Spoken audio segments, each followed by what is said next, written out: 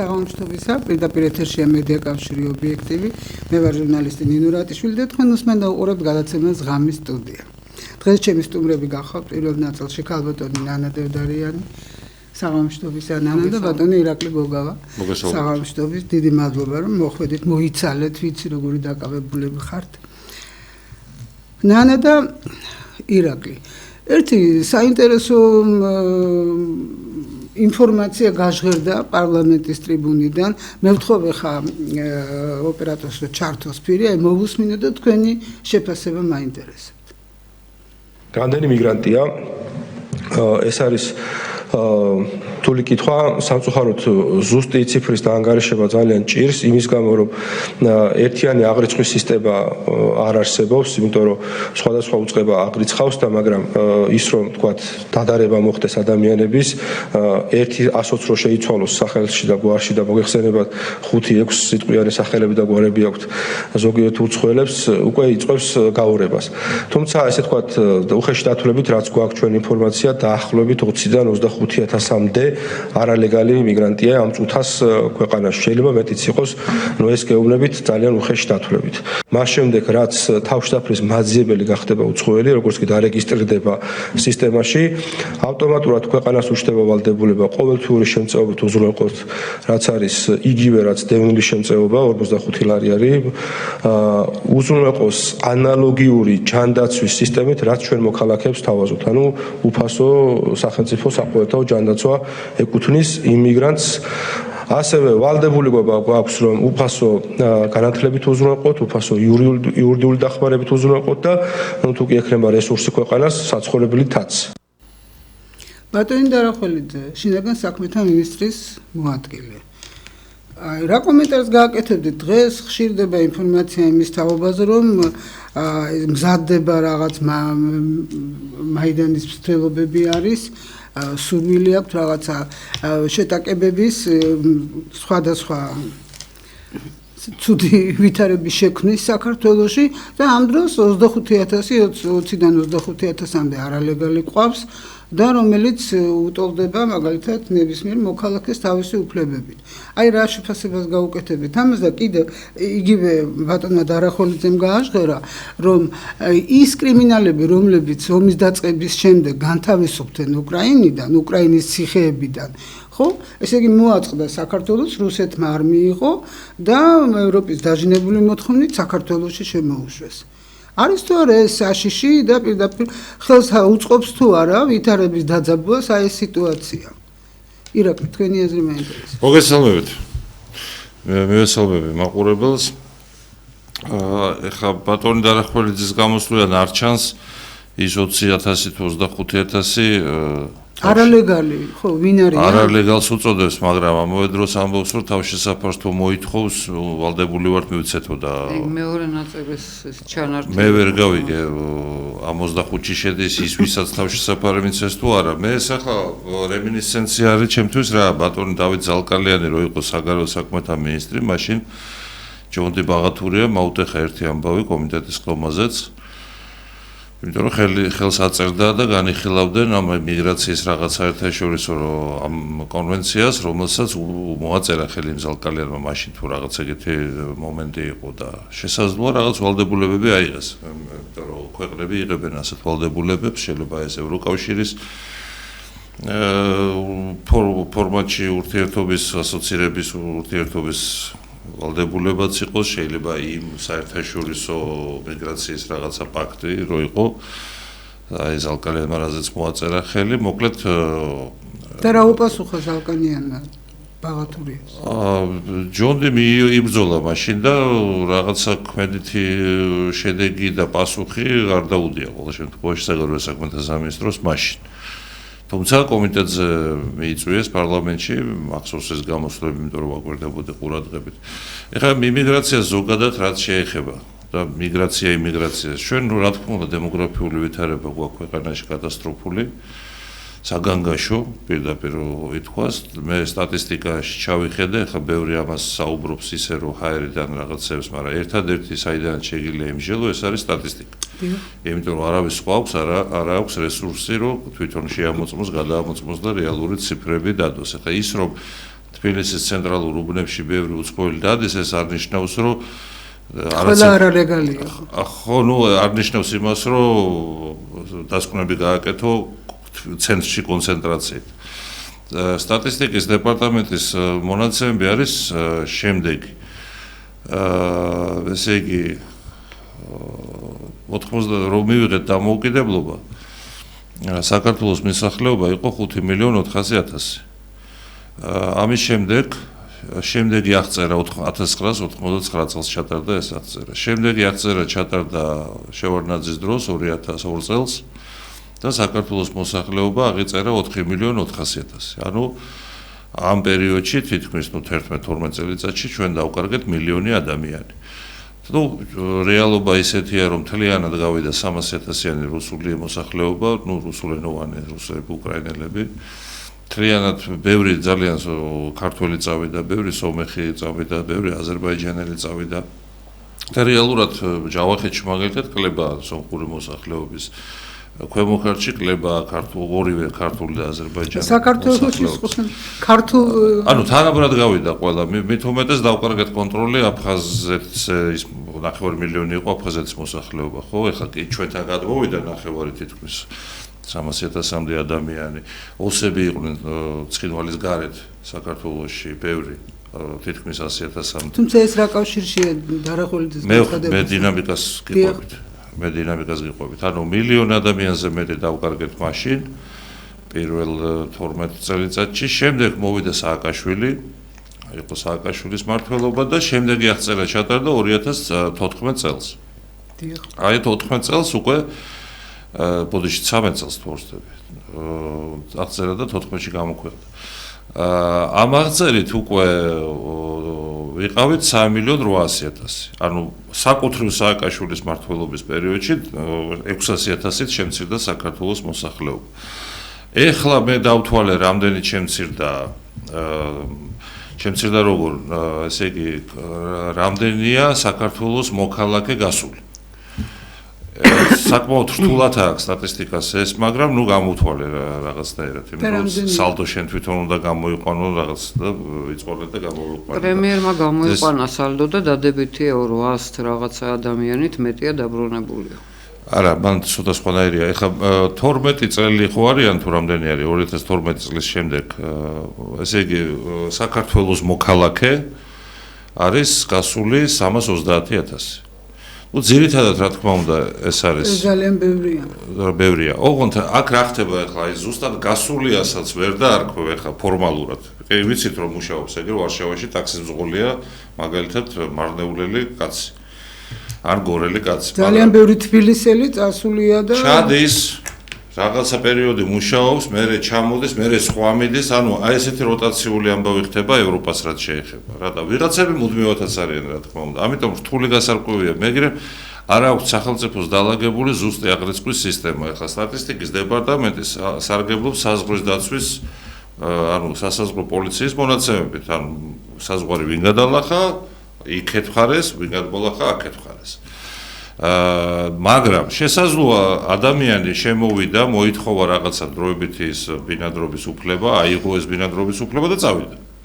ის სტატისტიკაში გეძლება რომ აქ არის.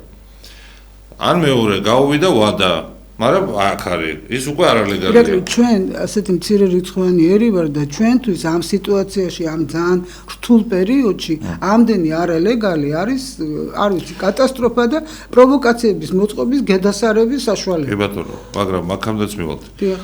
ანუ პრობლემა რა არის, რომ კარგავთ ჩვენ მოქალაქეებს რისთვის? იმიტომ რომ აქ არ არის საშუალება ნორმალური ხელფასით სამსახური სამუშაო ადგილებით, ღირსეული პირობებით იმუშაოს ადამიანი. მარტო ხელფასიც არ არის საკმარის, პირობაც ღირსეული უნდა იყოს. გარემო, უსაფრთხო და სამუშაო ადგილები უნდა იყოს. სამუშაო ადგილები არის სპეციალისტებისთვის, ოღონდ აი მასობრივად არ არის.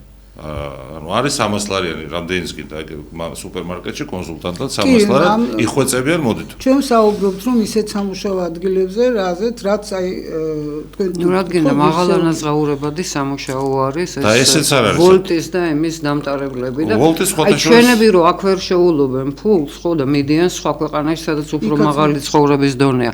აქ შემოდის ისეთი ქვეყნებიდან ადამიანები, ვისთვისაც ეს არის ფული. ტაქსი ძღოლები, მაგალითად მაღალი ხელფასის რო დაუნიშნო, ესეც არ არის საკმარისი. სამუშაო პირობები და გარემო უნდა იყოს მაღალი სტანდარტების. ანუ აქ არ არის ეგეთ სტანდარტები.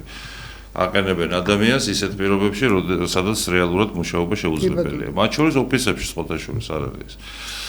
შემდეგ ეხლა რა ხდება? სტატისტიკით არის ესეთი რამე. აქ ვრცელდება ეხლა ინფორმაციები, რომ რაღაცა 1.200.000 ქართველი დარჩა და რაღაცები და ეს მუსირებს. ეს რა თქმა უნდა არის ტყუილი, ჩემი აზრით ეს ხდება განზრახ, ამ თემის ტორპედირება, ისედაც სრთული კი კატასტროფული დემოგრაფია გვაქვს და ვიღაცები ამ თემას კიდე აზრიებენ, რომ ესე იგი რატო აზრიებენ? ისედაც სრთული გაქვს, რაც არის რეალურად ის ლაპარაკი. გამოსწორება როგორ აღწა რა არ არის ჩატარებული დამასრულებია და დიდხანს მე აღარ ვისაუბრებ. და იმასაც რო აზვიადებ, ესე იგი რაღაცა მიზანი გაქვს, ხო? ანუ რაღაცა ჩანაფიქრი გაქვს. და რატო აზვიადებენ ამას? იმიტომ რომ დავალება აქვთ. დავალება აქვთ ეხლა მეორე მცდელობა უნდათ მაიდნის საქართველოში თუ გადატრიალების, ეს ლიბერალური ფრთა უტევს, ხო? და აი უნდათ ეხლა ეს რადიკალი ნაციონალისტების ფრთა ამხედრონ ასევე აქეთა მეორე ფლანგიდან. ეს სხვა ჩანაფიქრი არ შეიძლება აქ იყოს. ეს არის უცხოური გეგმის ნაწილი, რომ აი ამაზე, იმიტომ რომ არარეალისტურ რაღაცებს ამბობენ ეხლა. გადამოწმებადია თან ეს ყველაფერი. იმედია დარახველიძეს არ აქვს ეგეთი ჩანაფიქრი. ესე იგი უცხოელებს რაც შეეხება ეხლა იმიგრანტი რამდენია? ემიგრანტი საქართველოს მოქალაქე გითხარით 330,000-ია ბოლო 12 წლის განმავლობაში წასული. იმიგრანტი არის ესე იგი თავიდან ეს ომის გამო შემოსული კატეგორია 1, დაახლოებით 25,000 რუსეთის მოქალაქე, მაგრამ ამათში ქართველებიც არიან ეთნიკურად ქართველები რუსეთის პასპორტით ნაწილი. შემდეგ არის დაახლოებით 6,000-მდე უკრაინის მოქალაქე შემოსული. ომის მერე ძირითადად ეს შემდეგ არის, ნუ ტრადიციულად მეზობელი ქვეყნებიდან ეხლა 2,000 აზერბაიჯანელი, 2,000 სომეხი, უფრო ნაკლები შეიძლება, მაგრამ ნუ არაშთამბეჭდავი ციფრები. ირანელები, პაკისტანელები, ირანელები ცოტა, იმიტომ რომ სავიზო რეჟიმი დაბრუნდა. ინდოელებს რაც შეეხება ოფიციალურად არის ესე იგი 6,000 ადამიანი, ამათი 80% სწავლობს სამედიცინო ინსტიტუტში. და ესენი დარჩენას არ აპირებენ. პაკისტანელებს რაც შეეხება ამის შესახებ ინფორმაცია ცალკე პაკისტანელებზე არ წერია, წერია ირანელები ძალიან ცოტა არიან, რამდენიმე ასეული და ისიც საერთო იმაში არის. აი რაც თვალში მეცა ეს არის 1800 თურქმენეთის მოქალაქე. აი ეს ადრე არ იყო. 1800 თურქმენეთის მოქალაქე, მიუხედავად იმისა, თურქმენეთი თვითონ არ არის ახლა ღარიბი სახელმწიფო, თუმცა ხალხს ეთყობა იქაც უჭირს და რაღაცა ეძებენ სხვა გზებს 1800 თურქმენის მოქალაქე და აი დანარჩენი მსოფლიო უწერიათ 15,000. დანარჩენი მსოფლიო 15,000, ამაში შეიძლება შედიოდეს ის ვიღაც ბანგლადეში, პაკისტანი, დაუშვათ არ ვიცი, კანადა, ბრაზილია, მთელი მსოფლიო, გრენლანდია და ასე შემდეგ. აი ეს 15,000 როგორ ყოფენ, იქ გახსნილი არ აქვს, ამიტომ კომენტარს ვერ გავაკეთებ და თუ ამას ემატება ის არალეგალი, რომელზეც ბატონი დარახველიძე ამბობს, რომ 20,000 არალეგალია, ეგეც არ ვიცი, ანუ ამ სტატისტიკაში არის თუ ის ცალკე. ისე ცალკე. ვალდებულებები რა თქმა უნდა თავშესაფარს თუ მოითხოვს ვალდებულებები გაგვაჩნია, იმიტომ რომ გაეროს ეკოლოგიის ქვეშ ესეთი ჰუმანიტარული სამართლის ასე ვთქვათ, ეს თქვენ ნასწავლი გაქვთ ხალბატონინო ლევან ალექსიძესთან, ეს ვალდებულებები ყველა ქვეყანას აქვს, ვინც გაეროს წევრია, მაგრამ უფრო კონკრეტული ვალდებულებები, აი მიგრაციის რაღაც პაქტს ზალკალიანმა რასაც მოაწერა ხელი და მისი ევროკავშირის ასოცირების შეთანხმებით დაწესებული წესები. აი ესენია შესასწავლი. დანარჩენი ხა საგანგაშო რა გვაქვს? საგანგაშო ეს გვაქვს კრიმინალების თაობაზე რა სიტყვით, იმიტომ რომ უკრაინის ციხეებიდან გათავისუფლებული ადამიანები, რომლებიც არ მიიღო რუსეთმა და შემოვიდა საქართველოში. და დღეს ამ შექმნილ ვითარებაში არის თუ არა ეს საშიშროება, სერიოზული საშიშროება? რო არ დაგიმალოთ მაგის შესახებ არ მაქვს ინფორმაცია და უკრაინის ციხიდან რუსებმა რატომ უნდა მიიღო? ციხეებიდან, ხო, ნუ იქ არის ხა ეროვნებით რუსებიც ხო არიან იქ არა უკრაინაში? რაც არ ვიცი, არ ვიცი. ხო, არა, ძალიან საინტერესოა, ჩვენ რატო ვიყავით ვალდებულები, გაერომ დაგვავალდებულა, რომ ციხიდან გათავისუფლებული პატიმრები მიგვიღო საქართველოში, როცა აი ესეთი მერყეობს, არა. უკრაინა თუ ციხიდან უშვებს იქ თავაზობენ. ომი რო დაიწყო, დიახ. ფონზე წასვლას თავაზობენ ხოლმე როგორც ეს. ნუ ეს დასაწყისში ესე არ მოხდა და ძალიან ბევრი შემოვიდა საქართველოში. ანუ ჩვენ უნდა ვიმჟელოთ რაზე? ჩვენ რო გაგრძელებულიყო 1999 წლის ტენდენცია, ჩვენ დღეს მოსახლეობა უნდა გქონდეს 6.500.000 მინიმუმ, 7 მილიონიც კი. ვართ 3 მილიონ ბოლოს იანვრის მონაცემების გეუბნებით, ვართ 3.700.000. აღწერა ჩატარდა წლის ბოლოს და რომელიც უნდა გამოქვეყნდეს მაისის ბოლოს. ჩატარდა აღწერა? აღწერა ნოემბერი ბოლო წლის აი ბოლოს ახლა ხანს ჩატარდა. დეკემბერში მორჩნენ რამდენიმე თვე მიდიოდა, ჩემთანაც იყვნენ სხვათა შორის და ჩემთან არ ყოფილა. ხო, ნუ ჩემთან იყო. ხო, ჩემთან. და ივნისში უნდა გამოქვეყნდეს უკვე ზუსტი ციფრები. საინტერესოა. მაგრამ ნუ პრობლემა მაინც კი ისევ ერთხელ, ესე იგი 85 თუ 6% მოსახლეობის არის ქართველი, ეთნიკურად ქართველი, დანარჩენი ნუ ნაწილდება აზერბაიჯანელი, აი კომუნისტების დროს 99 წელს 70% იყო წილობრივად ქართველი. უფრო მრავალეროვანი. ანუ მოვიმატეთ ახლა ჩვენ მაგალითად სომხებზე აზერბაიჯანელებს. წილი ქართული მოსახლეობის უფრო მეტი გახდა 16%, ვიდრე იყო კომუნისტების ბოლო წლებში 99 წელს. მაგრამ პრობლემა მთავარი რა არის, რომ შობადობა მოიკლო კატასტროფულად. ადრე თუ ქალი აჩენდა თითო ქალი საშუალოდ 3 შვილს, 2.5-3 შვილს. 2.5. ნუ საშუალოდ ესე სტატისტიკურად ესე ითვლება. ეხლა ვართ აი 2-ს ჩამოწდა. 2-ს ჩამოწდა და ამავე დროს კატასტროფული არის ჩემი აზრით და საგანგაშო ის რომ პირველი შვილის ყოლის ასაკი ქალებში გაიზარდა 99 წელს თუ იყო 23 წელი, პირველ შვილს როცა აჩენდა, ეხლა არის 28 წელი. აი ეს არის გამოსასწორებელი. ანუ მრავალშვილიანობის კულტურა ისე უნდა დავაბრუნოთ.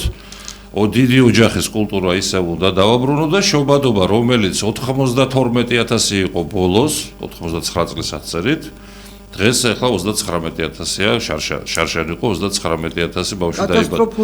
და 106.000 იყო 60-იან წლებში, აი რეკორდი მოიხსნა, მაშინ რა მოხდა არ ვიცი, მაგრამ ნუ ეს ძალიან სასიამოვნო ციფრი იყო 60-იან. ამას ჭირდება ძლიერი სახელმწიფო, რომელიც უზრუნველყოფს, ხო, თავის. მე ხა ძალიან გამიგზელდა ქალბატონ ნანასაც თხოვოთ გამოთქვას თავისი აზრი. კი ბატონო, ქალბატონო ნანო.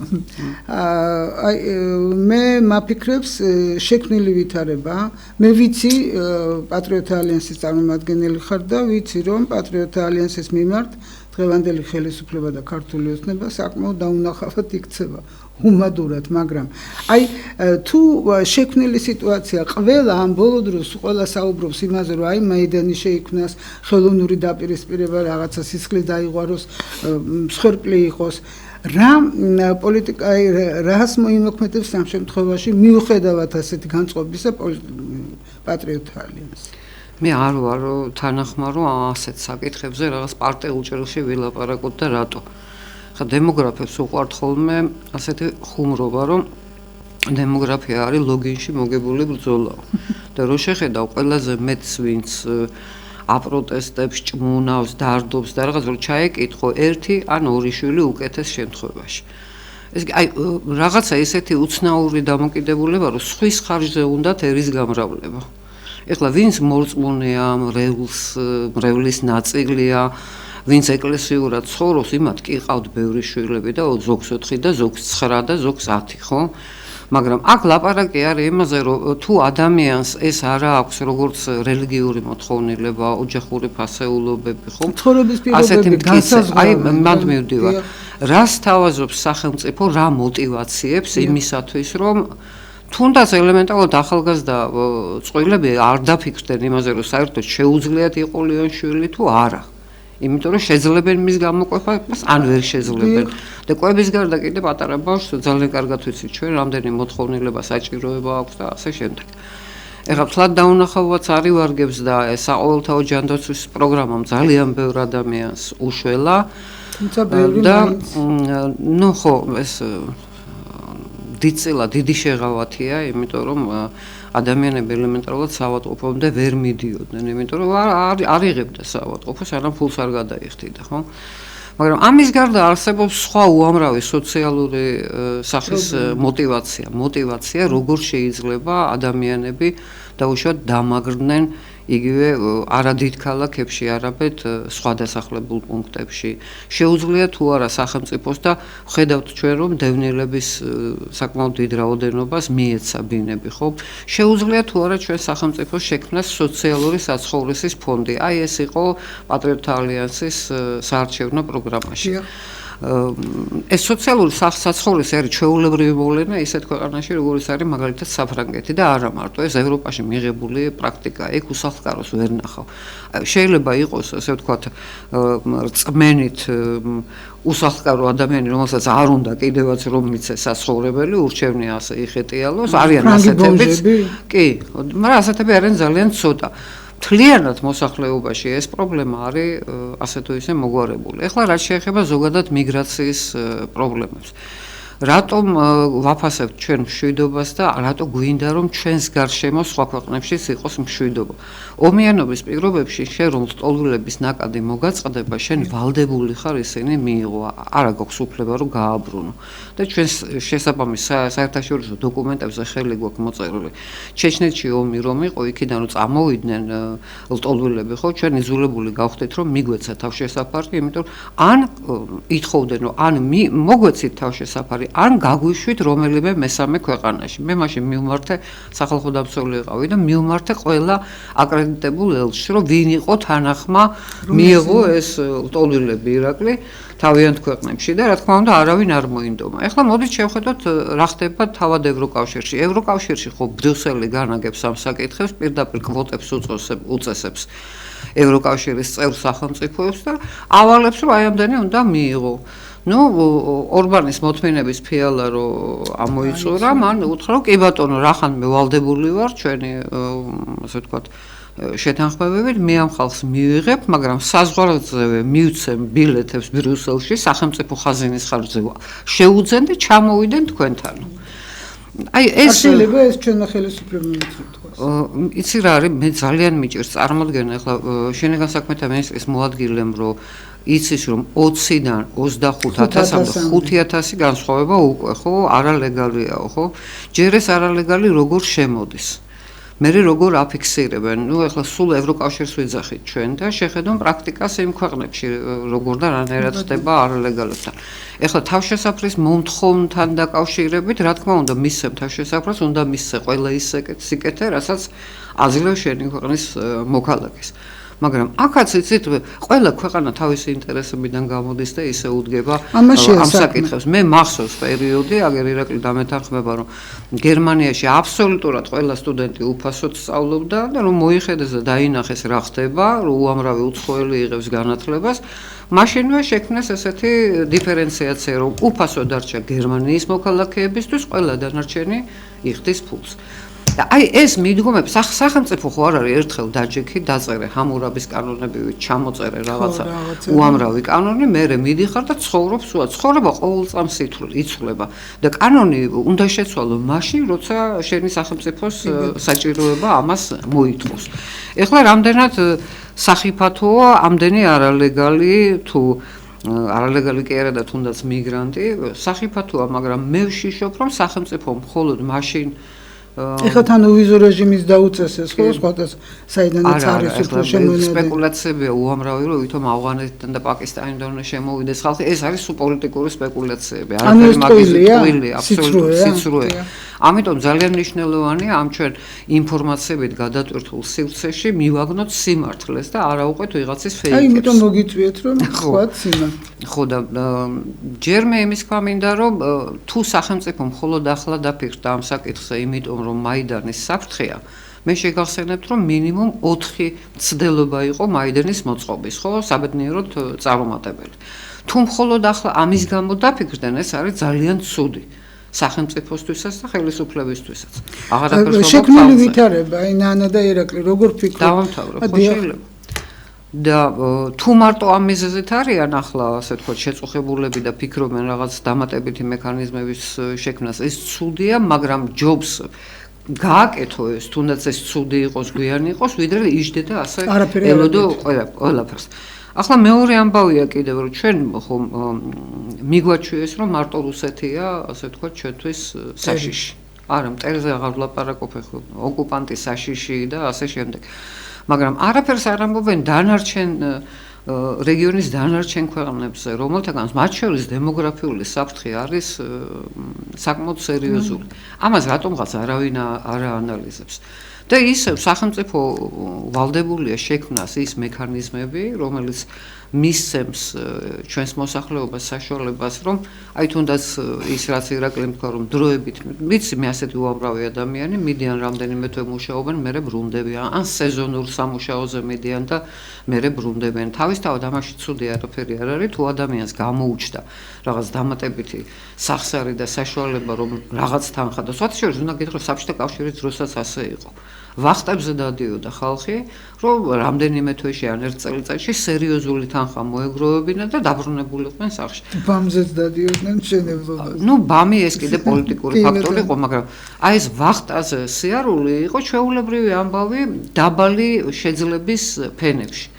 მაშინაც იყო ეს და ყოველთვის ადამიანი მოძებნის საშუალებას ავიდეს იქ და იქ იშოვოს ფული, სადაც მეტი იშოვება და ნაკლები შრომით ან უფრო ღირსეულ პირობებში. ამას ყოველთვის მოძებნის ადამიანი. ამიტომ იყო ბიზნაევანიშვილმა რო თქვა, რომ კი ბატონო, წადითო, იმუშავეთო, ესეც მერე პოლიტიკური მოტივით დაიხვიეს ხელზე, რომ აი ყრის ქართველებს საქართველოს. ახლა მე თუ არ მინდა წასვლა ბიზნაევანიშვილი, კი რა ვინც არ უნდა თქვა ამწავალა. მოტივაციას არ უნდა შეუძლო. მაგრამ ის რომ მათ შორის არა მოტივაციას ახლა ბიზნაევანიშვილი როგორ შეგიქმნის, ხო?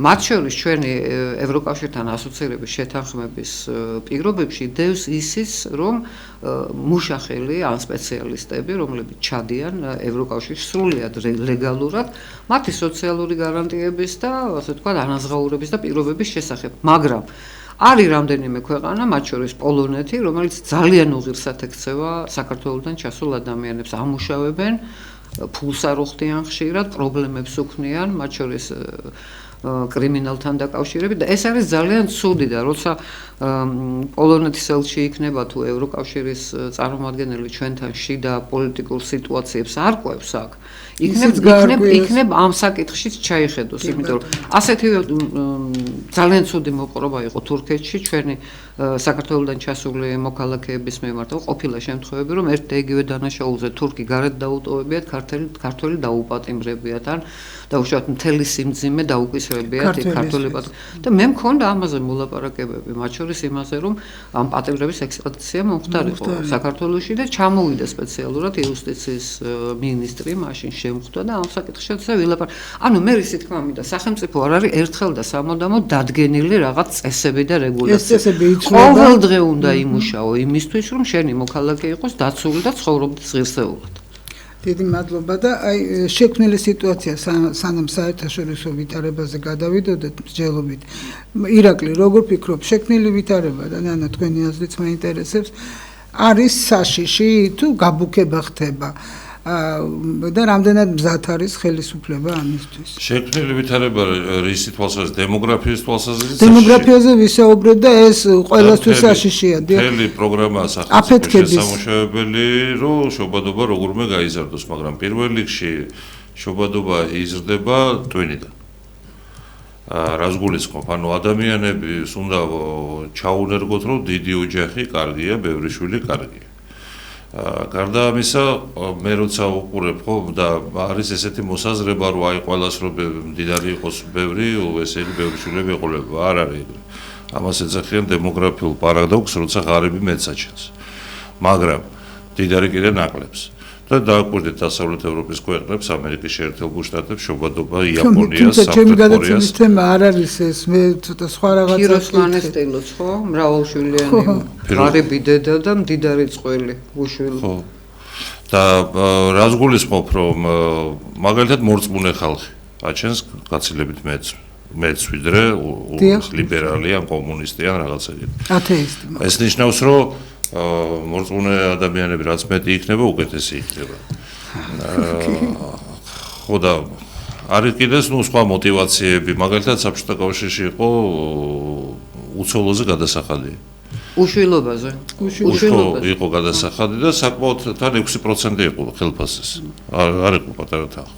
და საქართველოს ბიუჯეტი მაქვს 80-იანი წლების ნანახი სერიოზული შემოსულობები იყო, რომელიც წლების განმავლობაში მე მცირდებოდა. ანუ мотиваციები ფინანსური, დეკრეტული, მაშინ თითქმის 2 წლიანი იყო, ეხლა შეზღუდულია 3 იყო. 3-ც ხო? აი, კი ბატონო, მადლობა. ირაკლი, დღევანდელი სიტუაცია ვითარება პოლიტიკური თვალსაზრისით, აი ის პოლიტიკური თუ ემიგრაცია. მე მაინტერესებს, რამდენად საშიშია, შეიძლება მართლაც მოეწყოს აქ რაღაცა, მოხდეს?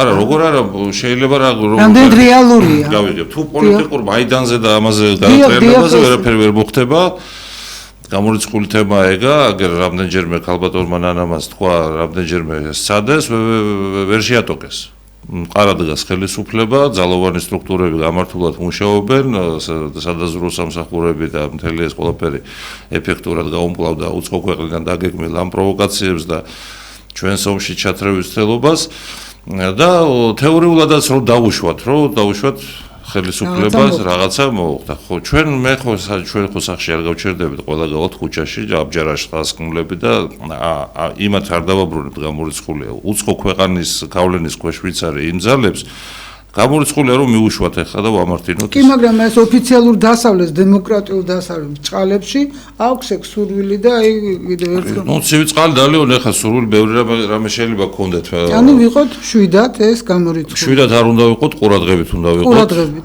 24 სუვერენიტეტი ძალიან რთულია პატარა ქვეყნისთვის. ახლა ამათმა რაღაცა იბრძოლეს, გაიფაფხურეს და რაღაცა სუვერენიტეტი მართლა მიიღეს. ახლა დღეს მაგალითად მაგათანე არცეთი ელჩი არ მიდის და არ ეუბნება აი ეკონომიკის სამინისტროში ამ დეპარტამენტის შეფად ეს დამინიშნი. დღეს არ ეუბნებიან, ადრე 1 წლის წინ ეუბნებოდნენ. ამიტომ ეს სუვერენიტეტს რო იძახის პრემიერი რომ მოვიპოვეთ უფრო მეტი ვიდრე არასდროს. მართლა ესეა.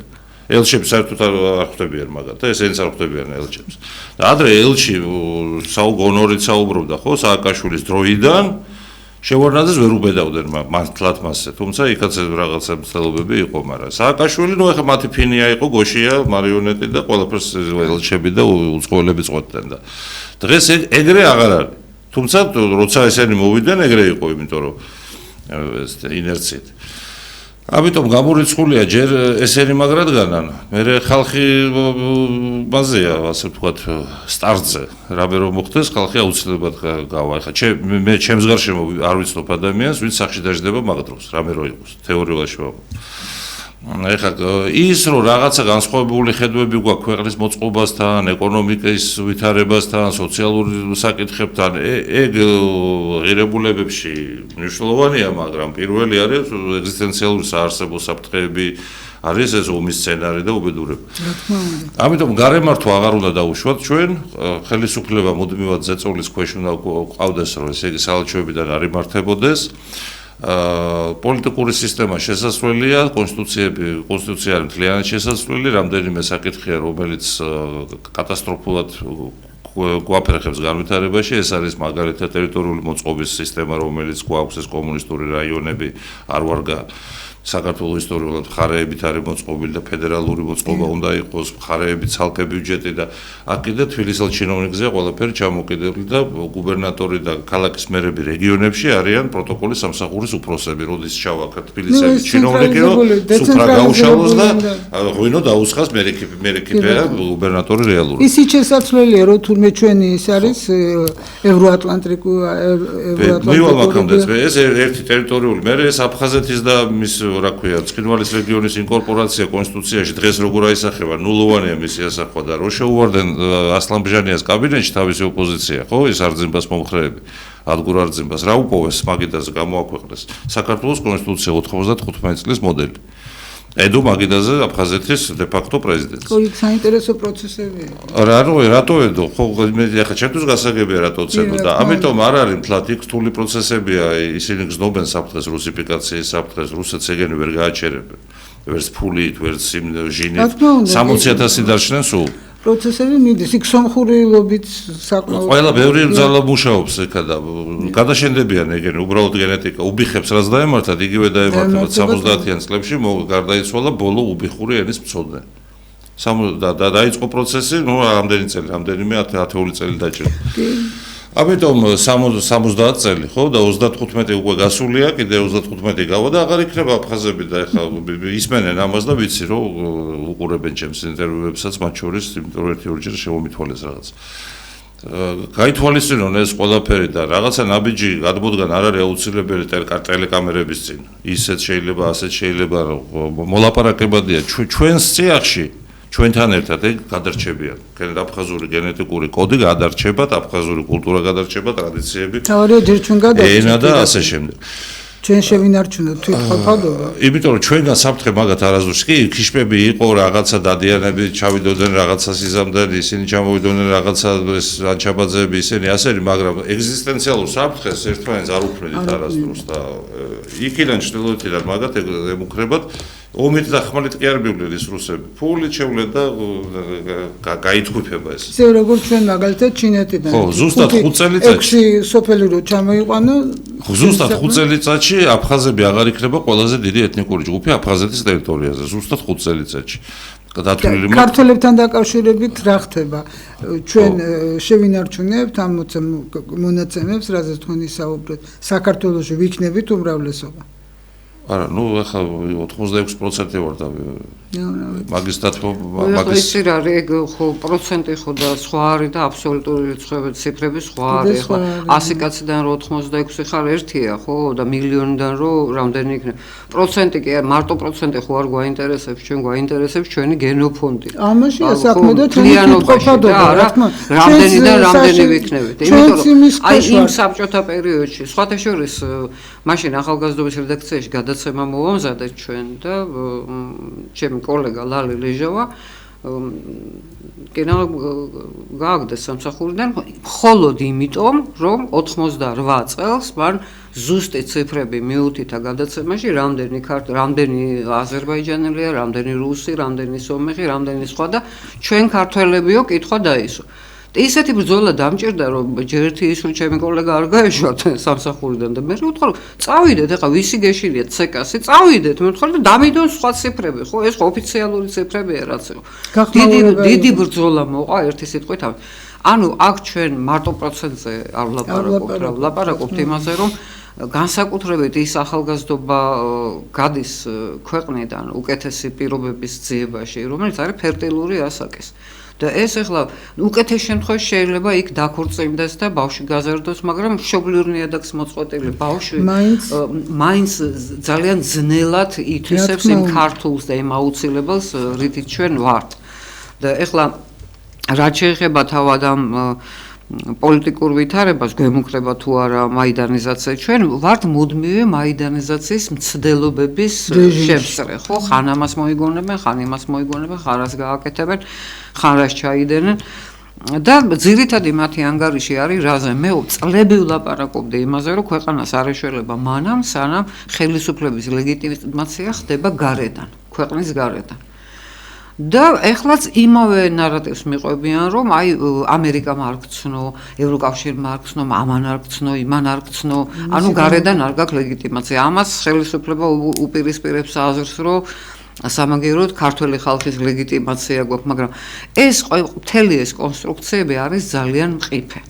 ეხლა შეიძლება მტკიცედ დგას გარკვეული სამსახურები და შეიძლება მე არ მაქვს საკმარისი ინფორმაცია, მაგრამ ჩემთვის აუხსნელია ლილუაშვილის არა, გავიგე რომ ვადა მაინც ეწურებოდა, ვეღარ დარჩებოდა და შემდეგ უკვე რომ გაირკვა რომ აღარც ინფრასტრუქტურა რეგიონული განვითარების მინისტრი არ უნდა იყოს.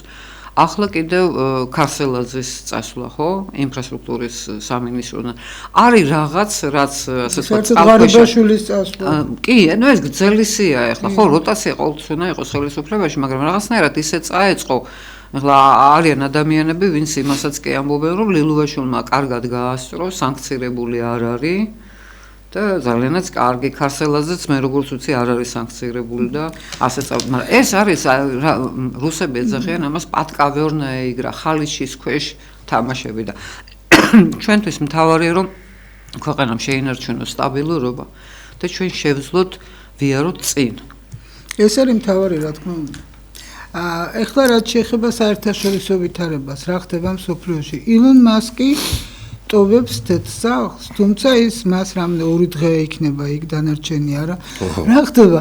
აი ტრამპი დროთა განმავლობაში ხო მიუხედავად იმისა, რომ აი მიიღო ამდენი ბრძანება 140-მდე თუ 150-მდე, მიუხედავად ამისა, რომ LGBT-ს ეს ნეოტროცკისტული მიმართულება, რაშიც მე აბსოლუტურად ვეთანხმები, დაგმო, მაგრამ ახლა მე ტრამპის გვერდიდან გამომდინარე ეს ყველაფერი ტრამპაც უმპას ემსგავსება ირაკლი.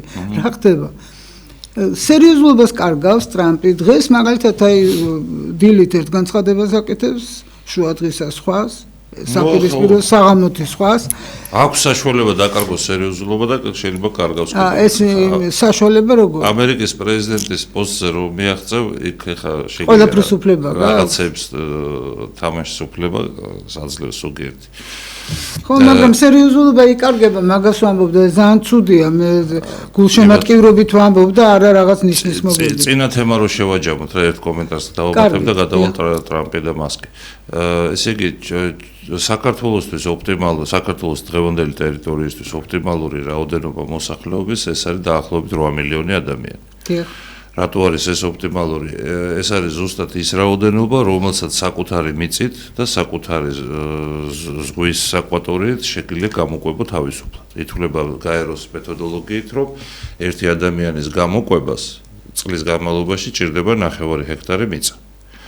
ჩვენ გვაქვს 4.4 მილიონი ჰექტარი მიწა, ну საძოვრებიან სახნავებით და პლუს ძალიან დიდი აკვატორია ზღვის, სადაც თევზია და რეწვა შეიძლება და ასევე ტბების სივრცეა კიდე. ამიტომ აი ჯამში 8 მილიონი არის ოპტიმალური, იმიტომ რომ თვითკმარი იქნები სურსათის თვალსაზრისით ეს იდეალურ საქართველოს გიყვებით ახლა მე. და ახლა როცა მთელი კავკასია იყო, მაშინ 12-13 მილიონი იყო ხო მოსახლეობა. და სხვათა შორის საკმაოდ დიდი იყო იმ დროისთვის, იმიტომ რომ არის ჟეჩპოსპოლიტა პიკში პოლონეთის ლიტვების იყო 13 მილიონი ასე.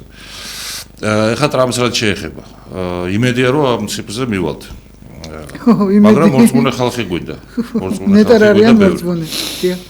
და ხელისუფლება გვინდა რომელიც მოტივაცია შექმნის ამ ხელისუფლების არა მორწმუნეთათვის მორწმუნე ხალხი არა მესმის მაგრამ არ გეჩვენებათ ეს ბავშვები მესმის მაგრამ ვითარებაც უნდა იყოს და პირობები უნდა იყოს რომ ის ბავშვები მორწმუნე კი ის ბავშვები იყვნენ ბედნიერები და არა რაოდენობის ხარისხობრივი გადასვლის კანონიც არის კიდე. კი ბატონო. ტრამპს რაც შეეხება, ეხლა მასკი შევიდა, ეხლა 400 მილიარდიანი ბიზნესი აწყო, შევიდა პოლიტიკაში და აკენწლეს.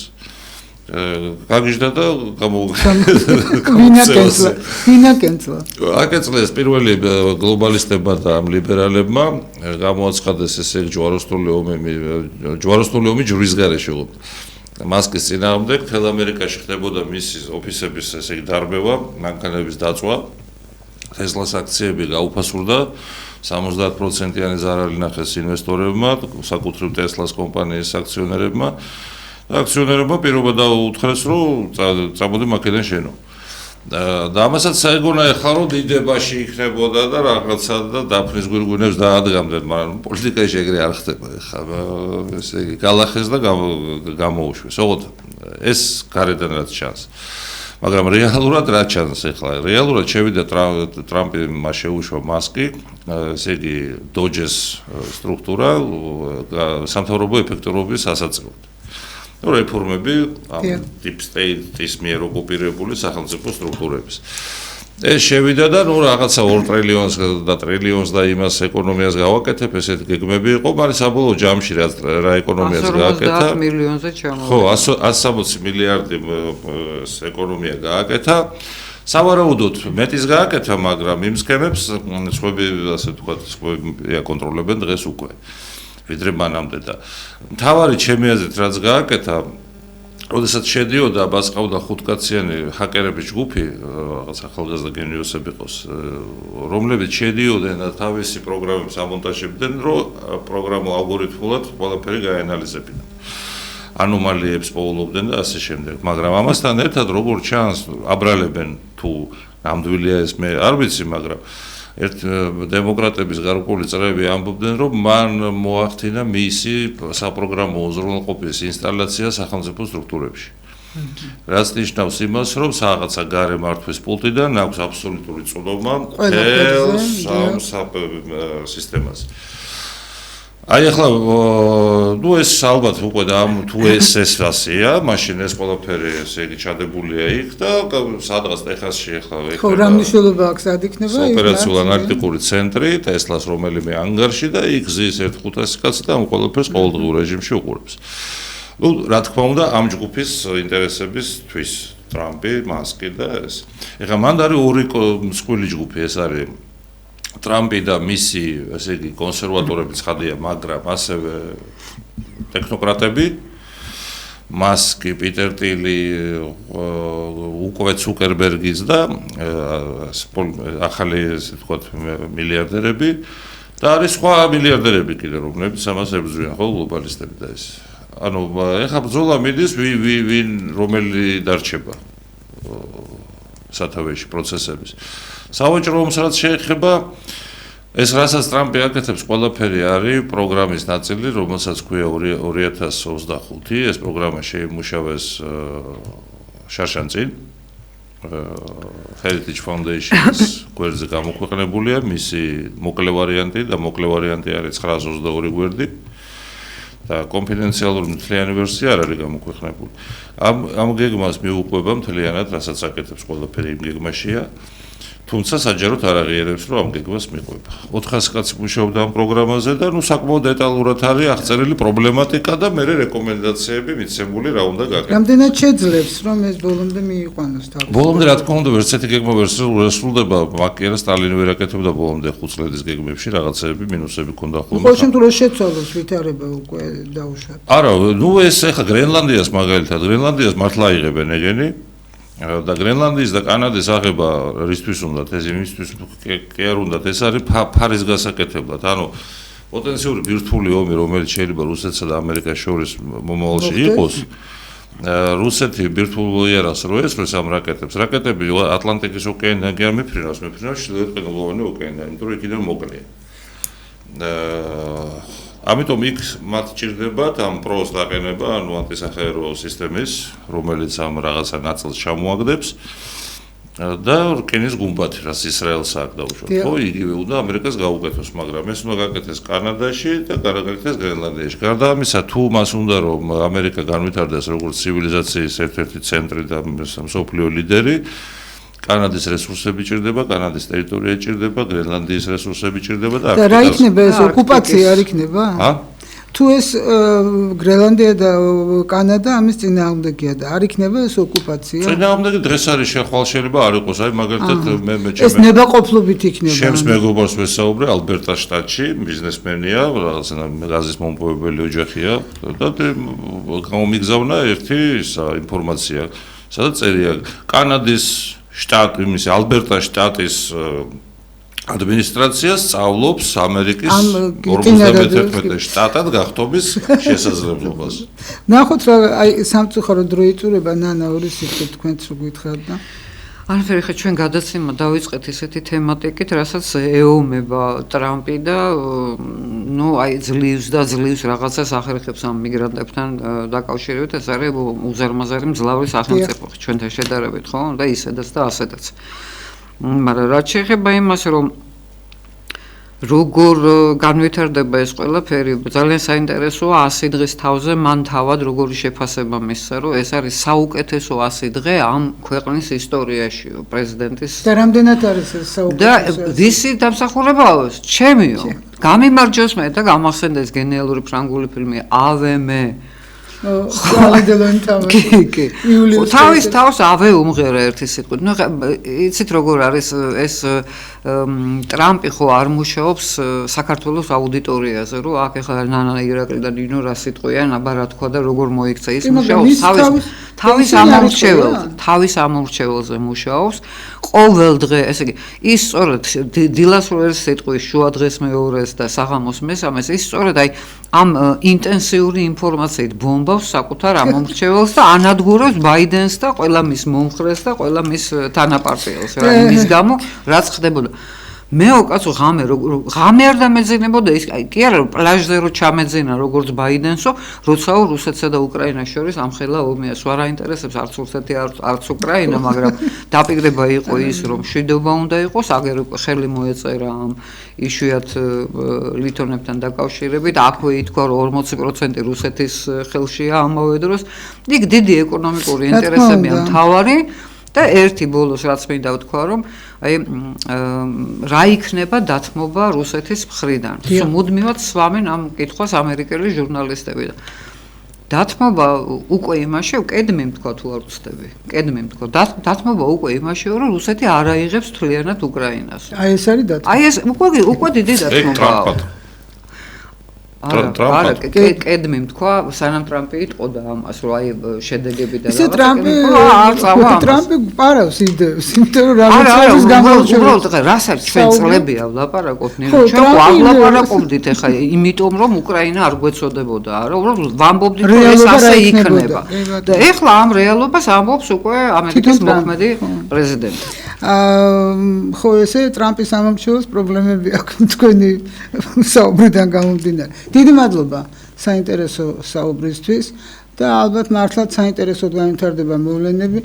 სულ მახსენდება ეს ყველაფერი საყურებლად საინტერესოა, საცხოვრებლად ნელია ვახტანგ გოგუაძემ რო თქვა.